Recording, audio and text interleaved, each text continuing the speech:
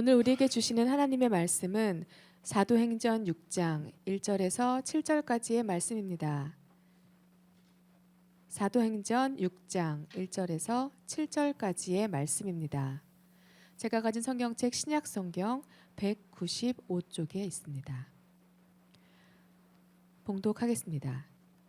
그때 제자가 더 많아졌는데 헬라파 유대인들이 자기의 과부들이 매일의 구제에 빠짐으로 히브리파 사람을 원망하니 12사도가 모든 제자를 불러 이르되 우리가 하나님의 말씀을 제쳐놓고 접대를 일삼는 것이 마땅하지 아니하니 형제들아 너희 가운데서 성령과 지혜가 충만하여 칭찬받는 사람 7을 택하라.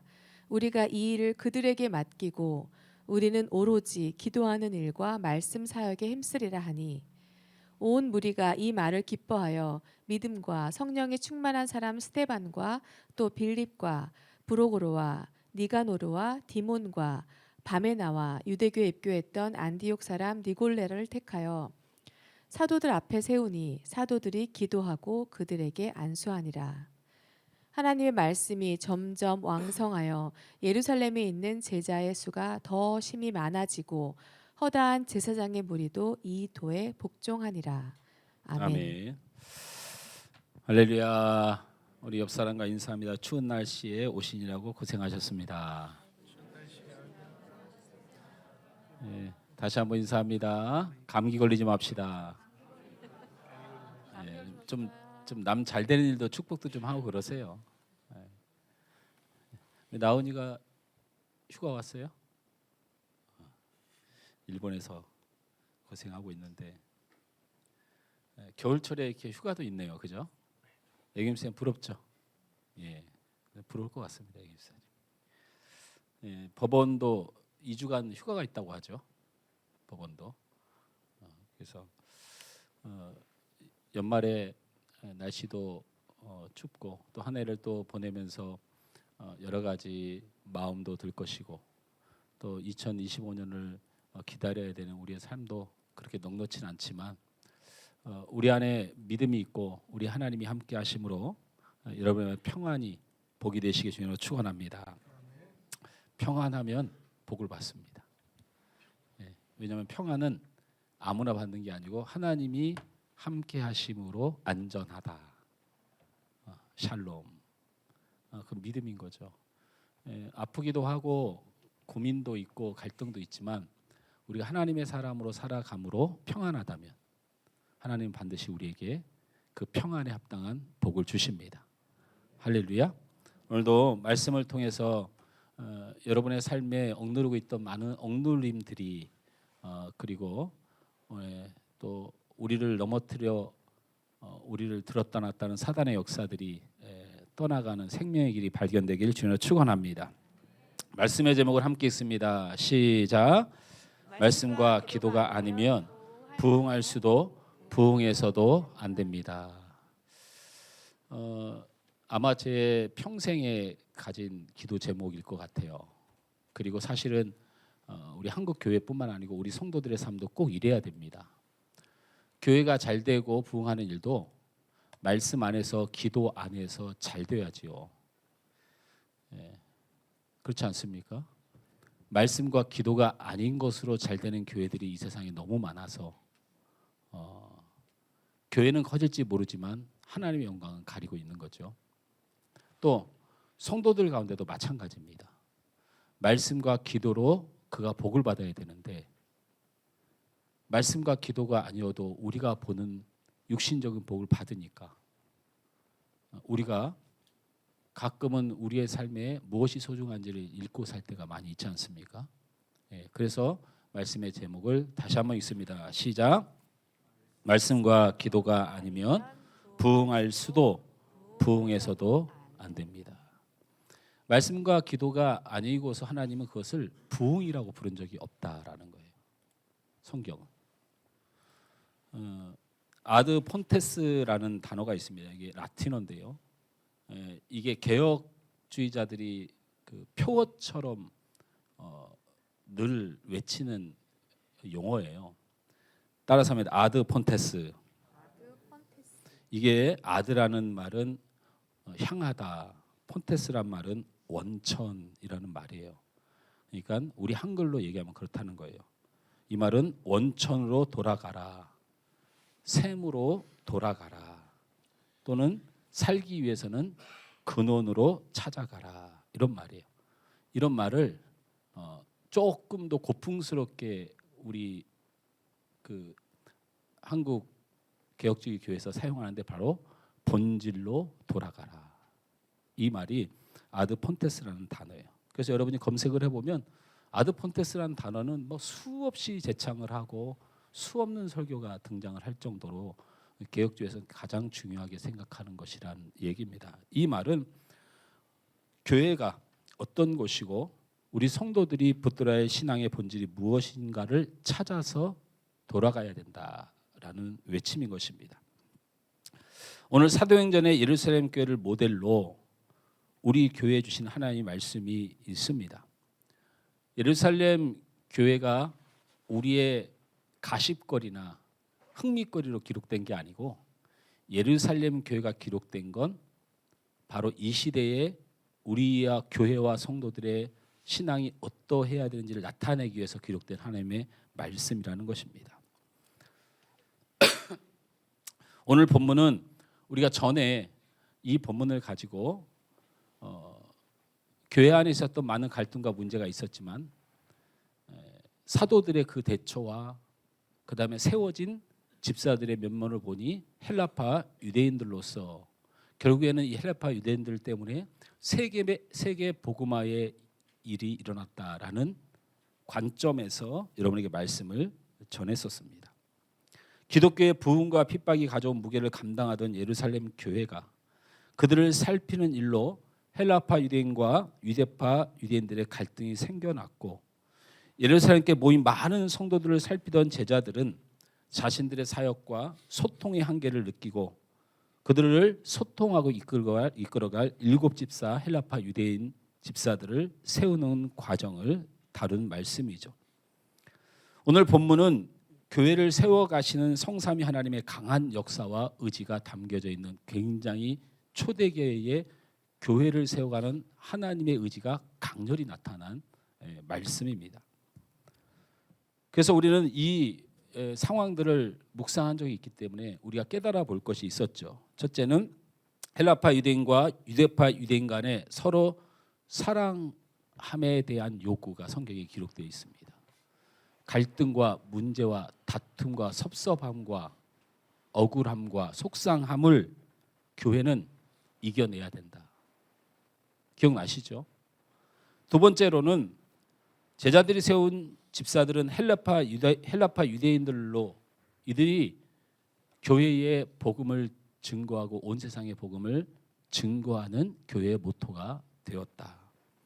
이때만 해도 여러분 잘 알다시피 바울이 등장하기 전이었는데 예루살렘 교회만 우리끼리 하던 역사에서 하나님은 교회를 세우시고 헬라파 유대인들을 통하여 안디옥 교회의 문을 열고 그 안디옥 교회를 중심으로 바울이 복음을 받아들이고 온 세계로 퍼져나가는 역사를 다루었기 때문에 교회는 복음을 위하여 존재해야 된다. 세 번째로 예루살렘 교회의 구제와 사랑과 봉사와 섬김의 본질을 보여주었다라는 점을 우리는 살펴볼 수가 있습니다.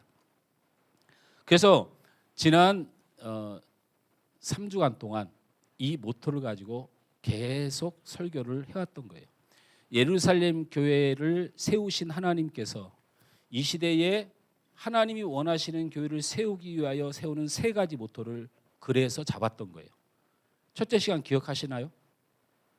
사랑하고 화합하기 위하여 힘써야 한다. 하나님이 예루살렘 교회에 요구하셨던 그 요구를 저는 복음으로 선포를 했습니다. 두 번째 시간 기억하십니까?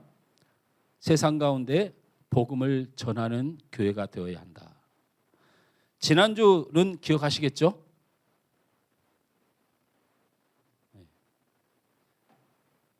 눈을 피하길래 시험 들까 봐 그냥 제가 얘기하겠습니다. 봉사와 섬김은 주님의 사역이었고 우리는 그 주님의 제자들이므로 우리의 삶의 봉사와 섬김은 호불호의 문제가 아니고 주님의 제자로서 마땅히 해야 될 주님의 중심 사역이다. 이렇게 설교 말씀을 드렸습니다. 이 초대 교회에 하나님이 교회를 세워가는 원칙을 정하시면서 우리에게 내려주신 말씀만을 우리가 붙들기 위해서 이대로 복음을 전했습니다. 하늘소망교회가 별내 온 지 10년이 되는 해가 2027년이고 앞으로 3년이 남았습니다. 2025년부터 3년간 배가 부흥을 위하여 기도하고 전진하기로 했습니다. 그런 가운데 이제 오늘 네 번째 마지막 시간으로 교회의 본질과 성도들의 신앙생활의 본질을 살펴보려고 합니다. 결론적으로 말하면 2025년부터 우리가 붙들어야 할 신앙의 본질은 말씀과 기도로 돌아가는 것입니다. 할렐루야. 아이고 그놈의 말씀 아주 그냥 1년 내내 지겹게 들었다고 말씀하시는데 강조하고 강조해도 과하지 않는 것입니다. 그리고 그거 말고는 할 말이 없는 것이 교회이어야 합니다. 사람의 말이 많아지고 사람의 생각이 많아지고 사람의 방법이 많아진 것은 세상이지 교회가 아닌 것이죠. 교회는 하나님의 말씀이 많아져야 하고 그 하나님의 말씀을 받는 영적 공동체인 줄 믿습니다. 말씀은 신앙생활의 본질입니다. 우리 다 같이 따라서 합니다. 말씀은 신앙생활의 본질입니다. 그러니까 오늘 예배를 드리시고 나서 내가 도저히 말씀이 잘 안 들리고 내가 영적으로 말씀 앞에 가까이 가지 못하는 분은 저를 꼭 찾아오셔야 돼요. 저를 꼭 찾아오셔야 돼요. 제가 우리 제자반에서도 그런 얘기를 한번 한 적이 있는데 광주에 가면 모 교회가 있습니다. 교회가 좀 큰 교회입니다. 근데 여러 가지 목사님이 무리수를 두고 있는 교회입니다. 첫째는 성경을 목사님이 직접 씁니다. 성경을. 그래서 시중에서 파는 성경을 안 읽어요. 목사님이 일일이 다 풀어준 성경으로 성경을 봅니다. 두 번째는 예배당에 우리 건이 있는 저쯤에 가원이 있는 저쯤에 빨간 줄이 이렇게 쳐져 있습니다. 빨간색 줄이. 네. 성도들은 그 빨간색 줄 뒤로 예배를 드려요. 뒤로. 그럼 이 앞에 앉아서 예배를 드릴 수 있는 사람은 어떤 사람일까요? 확실히 구원받은 사람은 안쪽으로. 아직 구원받는지 모르겠는 사람은 빨간 줄 뒤로 해요. 근데 그거를 성도가 결정하고 마지막으로 목사가 정리해요. 성도가 결정할 때 무엇을 근거로 하냐면 말씀에 관심이 없는 사람 다 뒤로 가는 거예요. 그게 기준이에요. 근데 목사가 바라볼 때 말씀을 제대로 못 듣는 사람 다 뒤로 가는 거예요. 그래서 그것을 질의하고 문제를 삼았어요. 그때 그 목사님이 이렇게 답변했어요. 나야 모르지.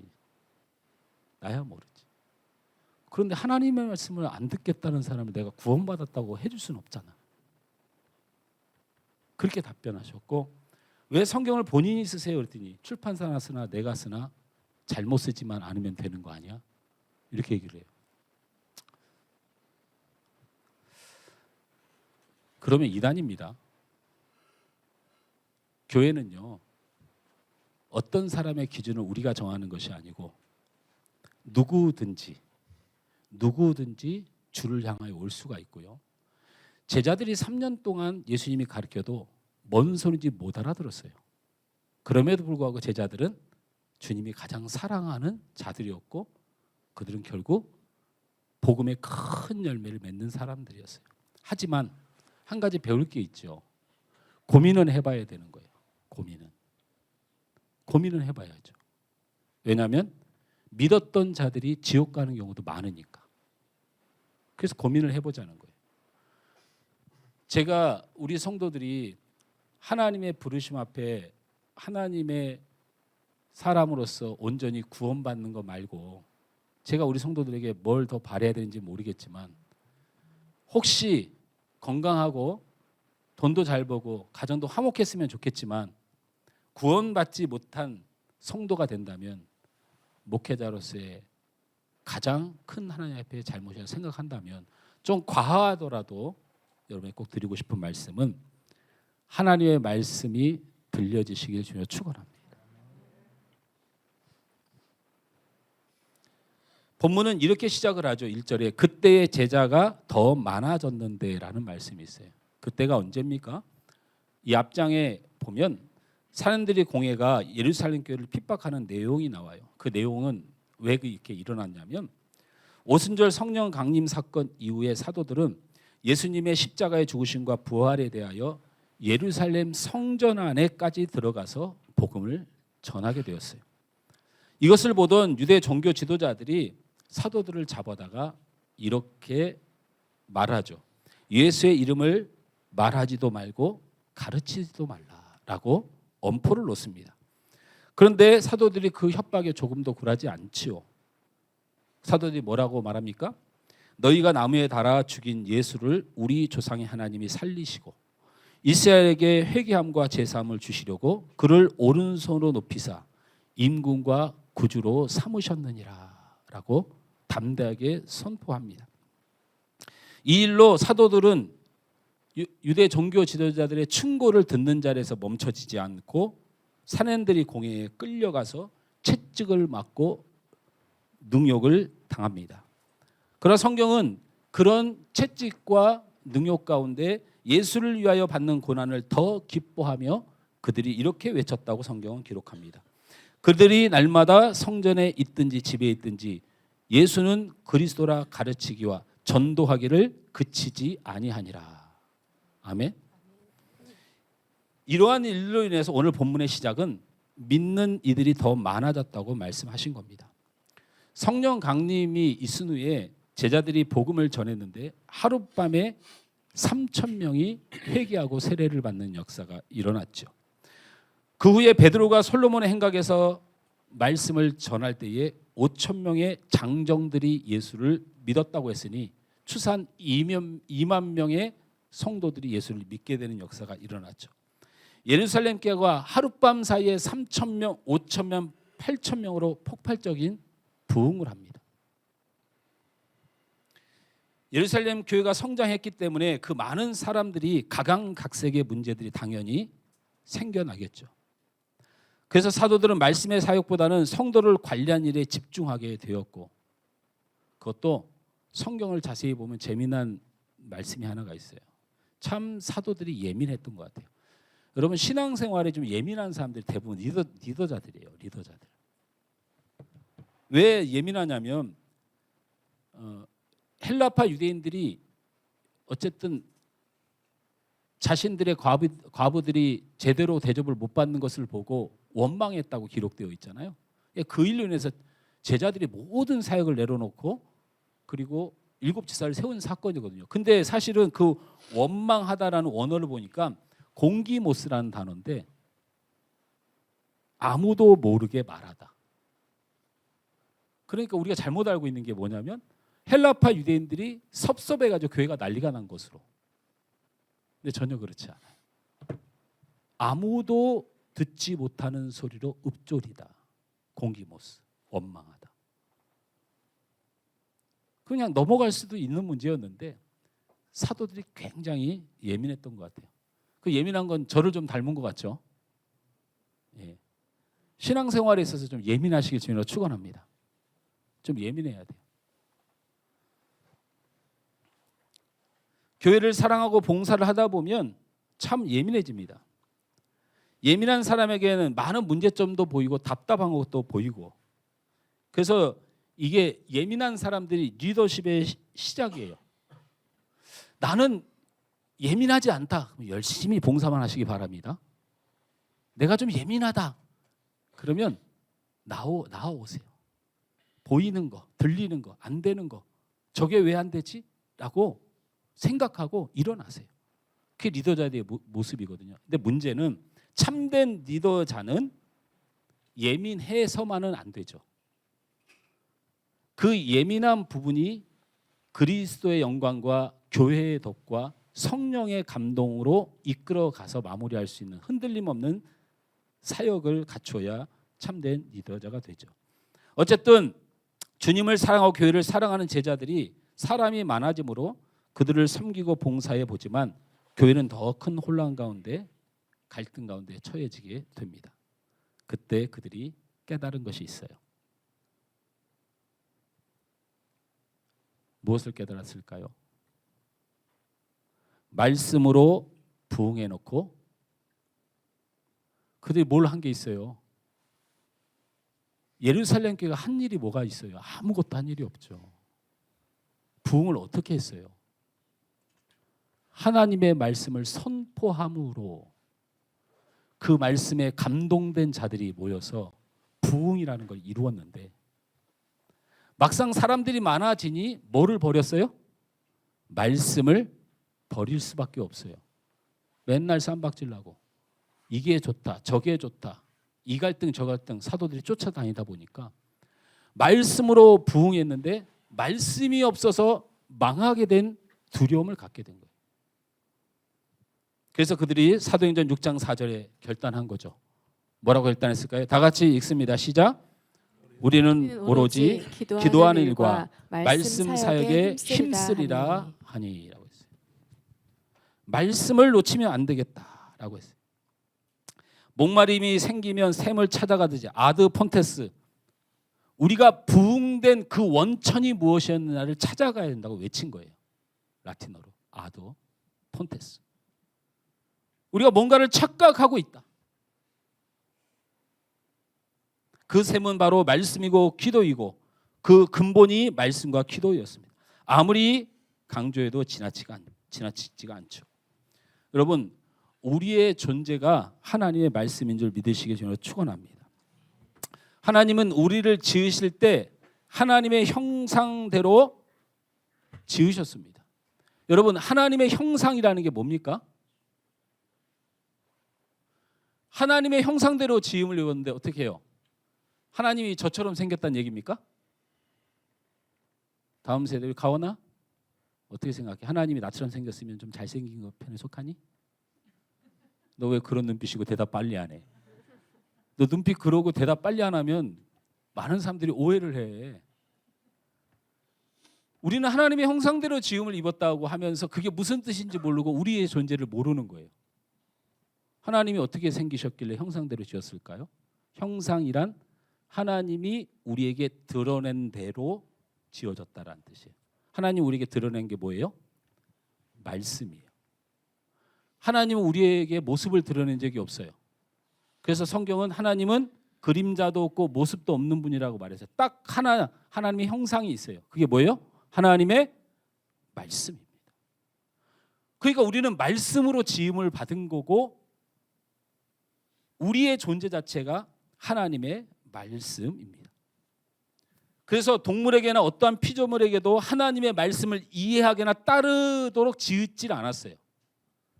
그러나 사람만이 말씀으로 시작하고 말씀으로 소통하고 말씀으로 결론 내는 인생을 살도록 하셨어요.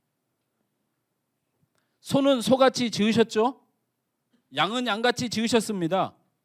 호랑이는 호랑이같이 지으셨고 개는 뭐같이 지었을까요?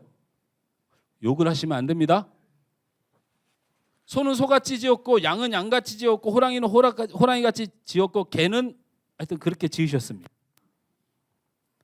그런데 여러분 사람을 사람같이 지으셨나요? 아니라는 거예요. 사람은 사람같이 안 지으셨어요. 창세기 1장 27절 말씀을 한번 다 같이 읽습니다. 시작.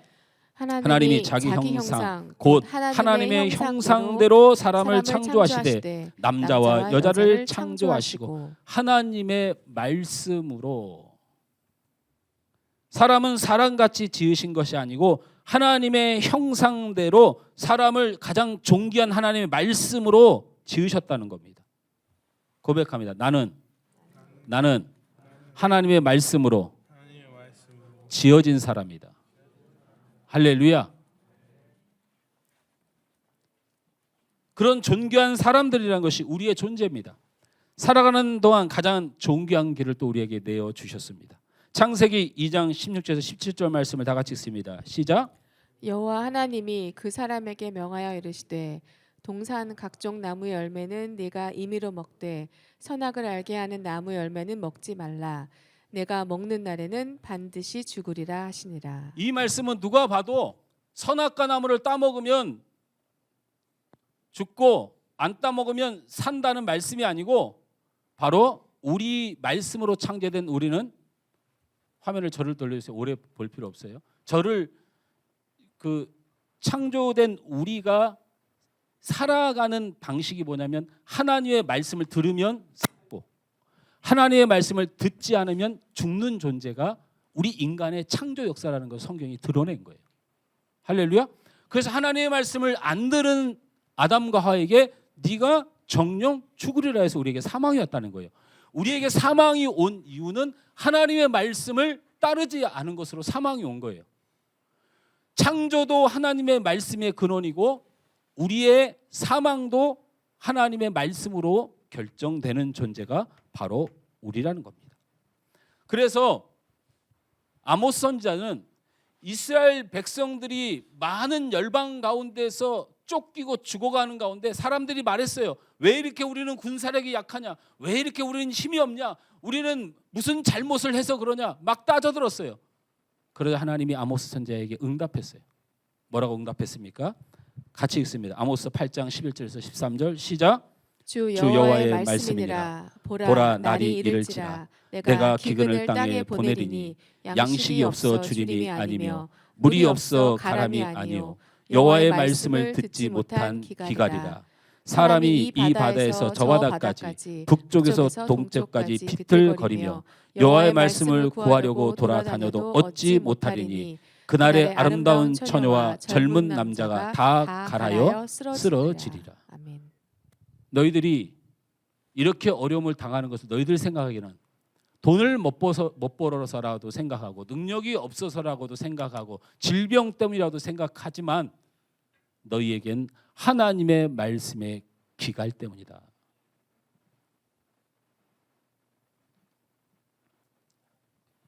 말씀에 빛이 있으라 하니 빛이 생긴 것이 빛입니다. 나사로야 나오라 라고 말씀하신 말씀에 죽은 나사로가 무덤에서 나온 것입니다. 소녀야 일어나라 말씀하신 말씀 때문에, 달리다금 일어나라 말씀하신 것 때문에 죽은 소녀가 살아난 것입니다. 따라 내 믿음이 너를 구원하였노라 말씀하셨기 때문에 혈루병이 나음을 입은 것입니다. 하나님의 역사는 창조부터, 하나님의 성도는 시작부터 하나님의 말씀으로 시작하는 것입니다. 말씀은 능력이고, 아멘. 여러분, 말씀이 능력입니다. 말씀이 능력입니다. 말씀을 듣고 내가 그것을 믿음으로 그것이 말씀이 일하는 능력이 됩니다. 말씀은 치유입니다. 말씀은 회복입니다. 말씀은 생명입니다. 말씀은 역사입니다. 그래서 우리가 시험을 당하면 가장 먼저 안 들리는 게 말씀이에요. 가정에서 내가 무슨 문제가 있으면 가장 먼저 안 들리는 게 말씀이라고요. 유튜브를 봐도 TV를 봐도 말씀이 홍수입니다. 희한하게 홍수 나면 물이 많은데 먹을 물은 없죠. 물이 없어서가 아니고 먹을 물이 없는 거예요. 말씀이 홍수지만 말씀을 바르게 먹고 마시는 자가 없는 통탄한 삶이 이 시대의 삶이라는 것입니다.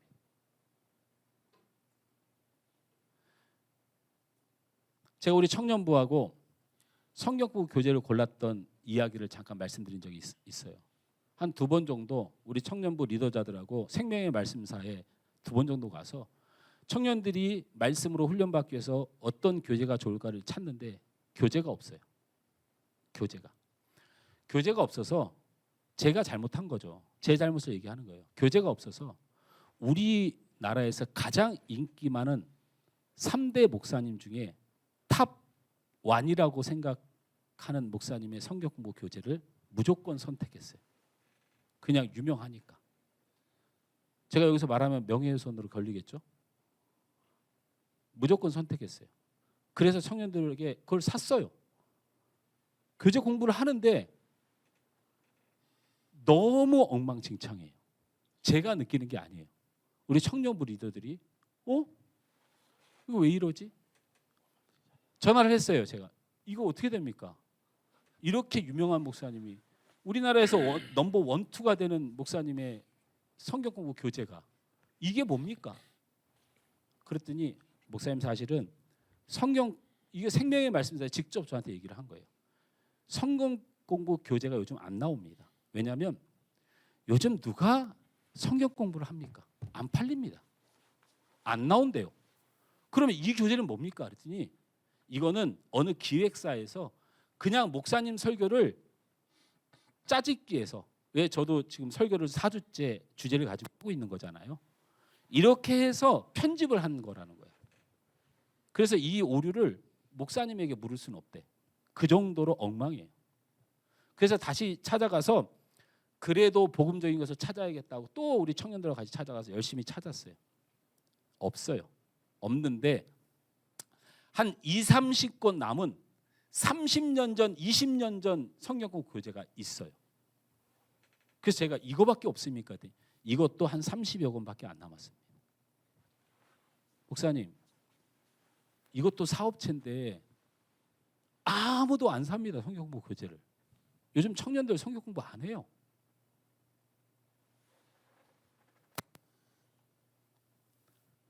다른 거 마음속에 받지 말고 여러분 우리는 말씀으로 창조됐고 말씀으로 살고 죽는 문제가 결정되고 말씀으로 이 세상의 모든 섭리를 하나님이 이미 정해 놓으셨어요.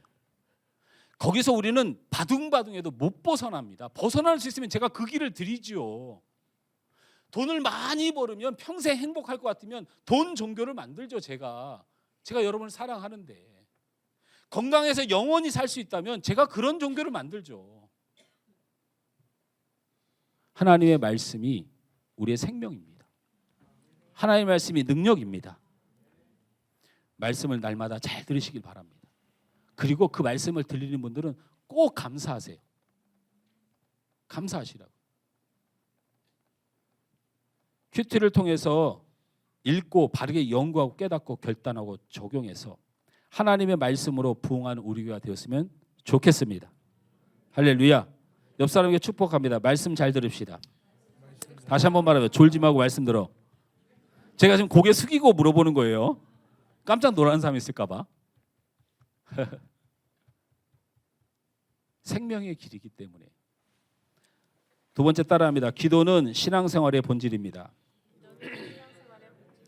기도의 별명이 있습니다. 여러분 너무나도 잘 알죠. 기도의 별명이 뭘까요?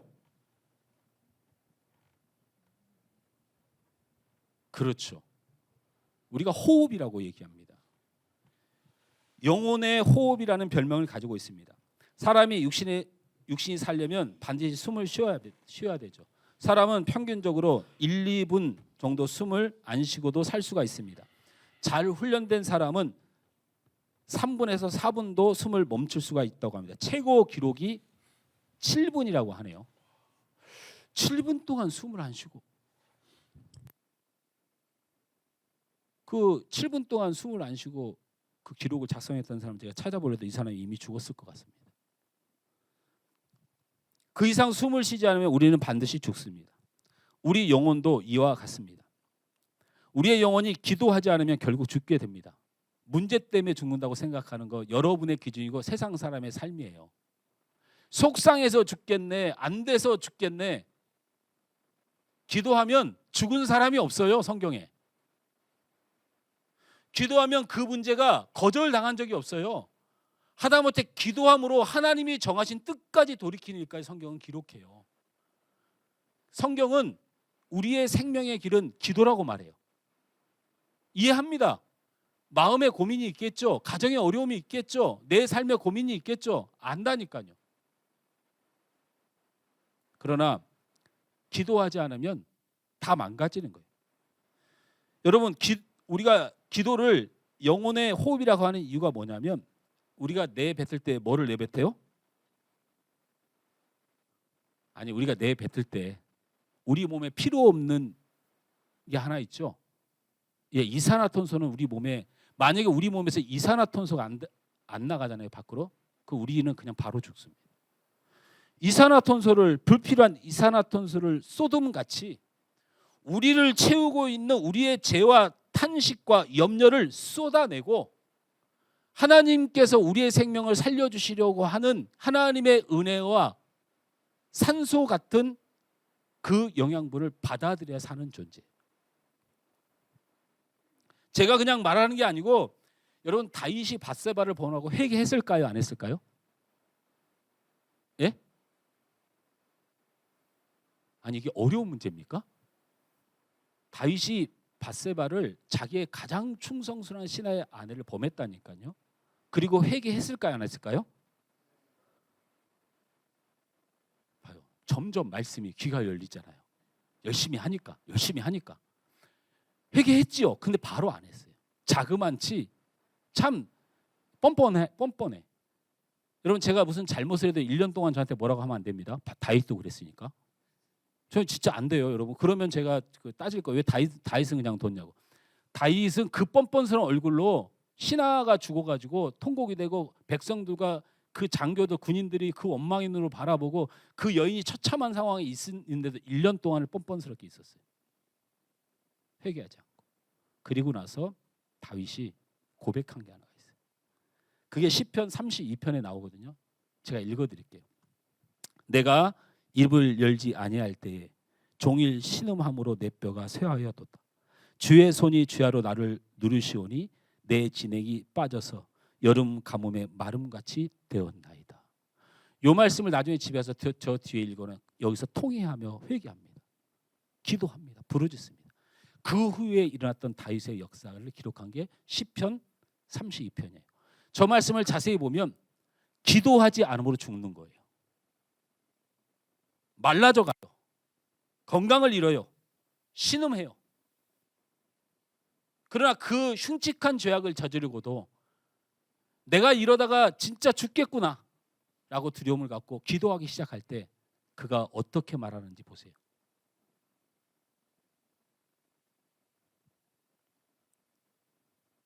목회자로서 성도들을 볼 때 가정에, 건강에, 직장에, 환경에 어려움이 있는 분들을 보게 됩니다. 실제로 보게 됩니다. 근데 제가 염려가 되는 사람이 있고 염려가 안 되는 사람이 있어요. 어떤 사람이 염려가 안 될까요? 기도하는 사람은 사실 염려가 안 됩니다. 근데 잘 나가요. 잘 돼요. 괜찮은 것 같아요. 근데 기도 안 하는 사람은 굉장히 불안합니다.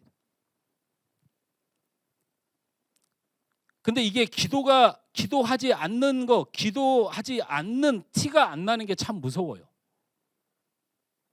목회자가 양떼를 이끌고 가려면 그런 걸 잘 파악해야 되는데 이 사람이 기도하는 사람이어야 되는데 기도하는지 안 하는지가 잘 티가 안 나요. 왜? 일주일에 한 번 보니까. 잠깐 보니까. 그래서 우리 성도들은요, 교회에 오면 제발 집에 도망가려고 하지 마세요. 일찍. 저랑 같이 밥 먹고 목장 모임 하시고 갈 때 인사하고 가세요. 왜냐하면 최소한 서너 시간은 봐야 기도하는 사람인가를 제가 느낄 수가 있잖아요.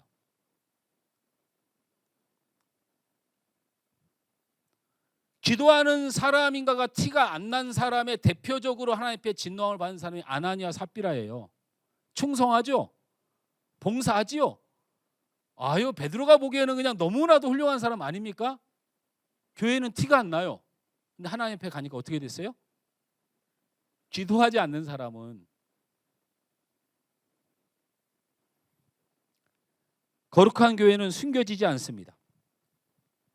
어떤 성도에게는 예수 믿는 아름다운 향기가 납니다. 어떤 사람에게는 오히려 냄새가 나죠. 왜 그렇습니까? 우리는 우리의 마음에 있는 것을 말하고 드러내기 때문에 그렇습니다. 기도를 통하여 몸이 죽는 이산화탄소를 호흡이라는 것으로 내뱉듯이 기도를 통하여 내 안에 있는 모든 영적 쓰레기들을, 내 안에 있는 영적 쓰레기들을 원한, 분노, 용서 못한 갈등, 미움, 근심, 걱정, 낮은 자존감, 열등감, 죄책감, 우울감, 미치고 환장할 것 같은 모든 영적 쓰레기들을 다 내뱉어야 돼. 기도를 통하여. 내뱉어야 삽니다. 내뱉어야 살아.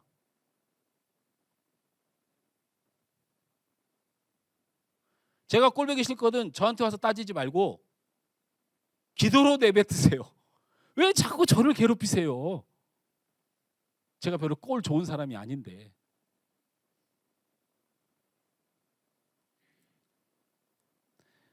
내 속에 있는 영적 쓰레기들을 이산화탄소를 내뱉듯이 기도로 하는 호흡을 통하여 내뱉어야 삽니다. 그것을 내뱉지 않으면 그것이 썩고 썩어서 죄가 되어서 하나님이 가장 싫어하는, 하나님이 절대 하지 말라는 세 가지를 합니다. 교만하게 돼요. 비판하게 돼요. 그리고 더 무서운 건 무관심하게 돼요. 아무 상관이 없는 거죠. 나만의 종교야. 이런 냄새가 풀풀 나는 거예요. 기도하지 않으면. 사랑하는 성도 여러분, 우리 하나님께서 구약과 신약에 철저하게 약속한 바가 있습니다. 역대하 7장 14절 말씀을 다 같이 읽습니다. 시작. 내 백성이 그들의 악한 길에서 떠나 스스로 낮추고 기도하여 내 얼굴을 찾으면 내가 하늘에서 듣고 그들의 죄를 사하고 그들의 땅을 고칠지라. 아멘. 사하고 고쳐 주십니다. 사하고 고쳐 주십니다. 빌립보서 4장 6절 말씀 함께 읽습니다. 시작. 아무것도 염려하지 말고 다만 모든 일에 기도와 간구로 너희 구할 것을 감사함으로 하나님께 아뢰라. 염려하지 말고 답답해하지 말고 쏟아내십시오. 그러면 하나님 앞에 감사함이 됩니다. 그래서 양떼를 탓하는 것보다 그런 생각을 요즘 많이 하거든요. 저는 그냥 사람이 무엇을 하려고 하는 일에 있어서 그리고 어떤 노력을 막 해보고 마음을 다해보는 일이 두 가지로 안 되더라고요. 일단 사람을 되게 좋아하고 일을 해보니까 결국 안 되더라고요. 두 번째, 내가 열심히 해보니까 결국 나라는 존재는 죄악 덩어리고 평가받는 존재가 되더라고요.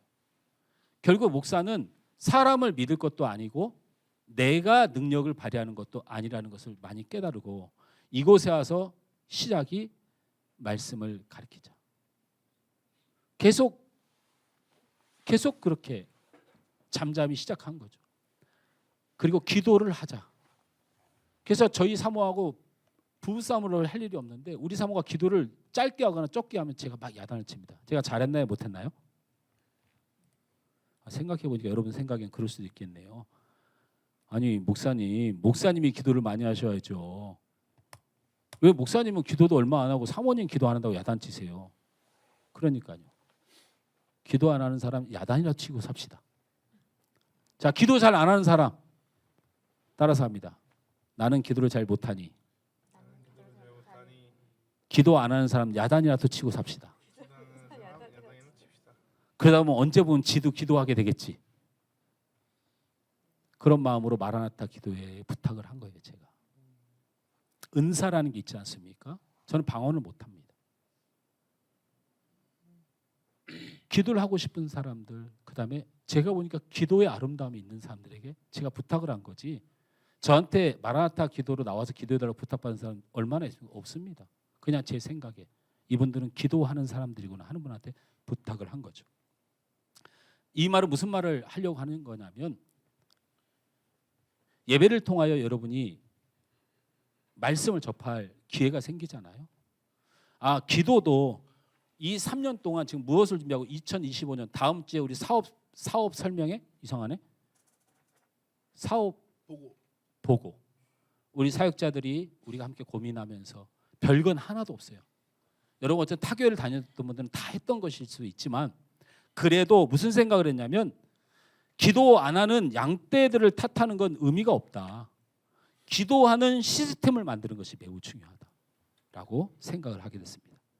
그래서 2025년도에 부흥회, 헌신예배, 특별 새벽기도회, 특별 저녁기도회 우리가 하나님 앞에 부르짖는 모든 일들을 시작하려고 합니다. 함께해 주실 거죠? 말씀 맺습니다. 교회는 말씀이 부흥하고 기도가 부흥하는 것이어야 합니다. 교회가 사람이 많아짐으로 사랑의 문제가 생길 수도 있고 봉사의 문제가 생길 수도 있고 또 사람이 많아지니 여러 가지 갈등과 고민도 있을 수 있습니다. 성경도 예루살렘 교회도 그런 일이 있었습니다. 그런데 그 교회는 죽지 않았습니다. 왜입니까? 말씀과 기도로 돌아가자는 천명 때문이었습니다. 봉사받으니까 메마릅니다. 섬기다 보니까 많은 섭섭함이 듭니다. 사람이 많아지다 보니까 많은 문제들이 생길 때 부흥하는 교회가 꼭 가져야 될 것은 바로 말씀과 기도로 돌아가는 근본으로 돌아가는 결단이었습니다. 우리는 말씀과 기도에 전무하는 것으로 돌아가야 합니다. 사랑으로 부흥할 수 있습니다. 봉사와 섬김으로도 부흥할 수 있습니다. 전도로도 부흥할 수 있습니다. 그리고 귀한 것입니다.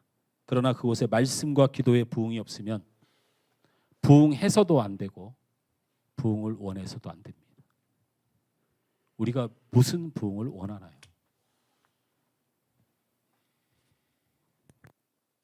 (2025년) 시작을 앞둔 우리의 신앙 회복, 말씀과 기도가 회복되고 참된 부흥과 기쁨 이루어서 하나님이 우리 교회와 우리 성도들을 축복하시고 많은 하나님의 영광의 증거들로 사용되어지길 주님으로 축원합니다.